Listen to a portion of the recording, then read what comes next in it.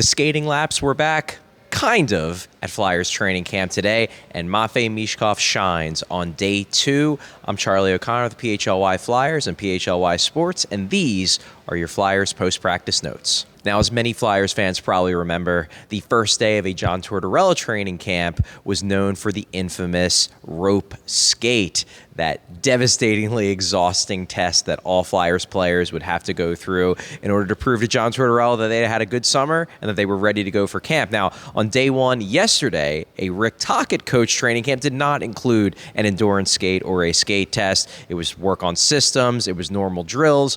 Well, on day 2, there was a little bit of a comeback of the skate test. Now, to be clear, there was no rope, and it was significantly easier, far fewer laps than under John Tortorella, but the players were going pretty hard. Tocchet clearly wants them to show, number one, that they're in shape, but also just to end practice, as it was the end of both sets of drills, just to end practice on a little bit of an exercise note. Now, I would say the players handled this abridged version of the skate without a rope, the endurance skate, handled it a lot better. You didn't see people heaving. You didn't see people laying down exhausted on the ice like you did on day 1 of a Torts camp. But I'm sure it was difficult. I'm sure that the guys were struggling because it's not easy to do that many laps in a row at top speed. One guy, however, who stood out in a very positive way with regards to how he performed in the endurance skate, one Matvei Michkov. And Rick Tocchet, after the practice, had a lot of praise for Michkov and his work during the laps. You know, for me, he's just got to keep stacking the good stuff together. You know, we had the skate at the end, and he led the pack. Yeah. I like that. You know, he took it, and I got to admit, he had three hard laps. Like, he didn't. I don't want guys to pace themselves, and he didn't pace himself. So that's a start for me. Now, this is interesting on a number of levels. Number one, because it's Matvei Michkov, and everybody wants to hear good things about Matvei Michkov, but also because I remember last year watching him try to do his first and now only attempt at the Tortorella rope skate, and he struggled. He was definitely struggling to get through that. Looks like this year, look, it was easier, not as many laps, not as difficult, but it looks like Matvei Michkov may have been one of the better players at this particular version of the skate test. There's also the fact that, honestly, endurance was a bit of an issue for Michkov all of last year. As impressive as he was on the ice, there certainly were times at the end of shifts where he looked gassed. The second games of back-to-backs, he didn't necessarily have the same legs, which is understandable. It's not that he was out of shape. It was just that it was his first year in the NHL. He was a teenager for half the season, didn't really know fully how he had to prepare to be fully capable of handling an NHL season at full strength as often as possible.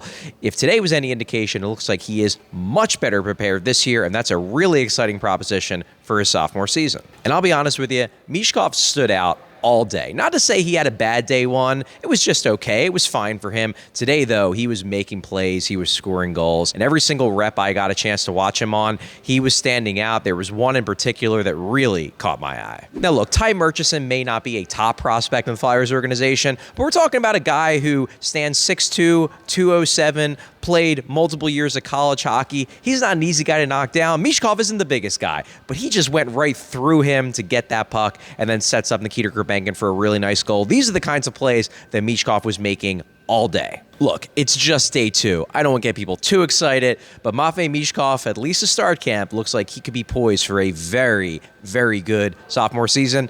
And his rookie season was pretty darn good to start with. As for the lines and pairings today on day 2 of camp, basically the same as they were on day 1. No major changes. The one noteworthy tweak, and it really isn't even a tweak, Karsen Dorwart did leave practice midway through yesterday, which kind of messed with the line combinations. They only had 5 forwards for 3 lines. So you didn't really get a good handle on what the line combinations were involving Noah Cates in particular. Today, Matthew Guard took Karsen Dorwart's place. He's day-to-day with an upper body injury, but that gave us a chance to see the Noah Cates line in camp, which appears to be Nicolas Deslauriers, Noah Cates, and Bobby Brink. So that was one interesting tidbit, but it wasn't really a new line. It was just them being able to actually prepare for the expected absence of Dorwart. But everything else was pretty much the same. You still had Alex Bump on a line with Trevor Zegras and Travis Konechny. Still had Matvei Michkov with Nikita Gurbenkin and Sean Couturier. Still had Jet Luchenko paired with Owen Tippett. So all of the rookies on day 1 that were getting put in prime positions remained in prime positions on day 2. The only adjustment on that front, Spencer Gill, who on day 1 one surprisingly was paired with Travis Sanheim, the team's #1 defenseman.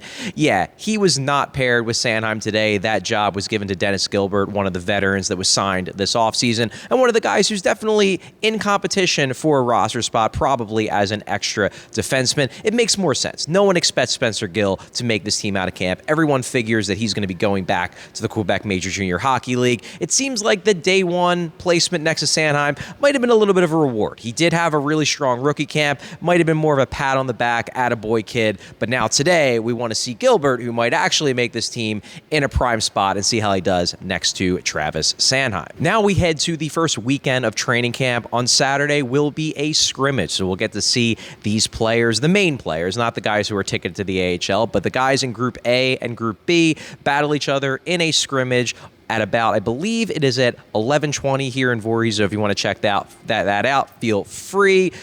They will be doing the scrimmage on Saturday. Then Sunday, they have their preseason opener on the island against the Islanders. I believe that's at 7 p.m. I'm Charlie O'Connor with the PHLY Sports. Thanks for watching. Thanks for listening.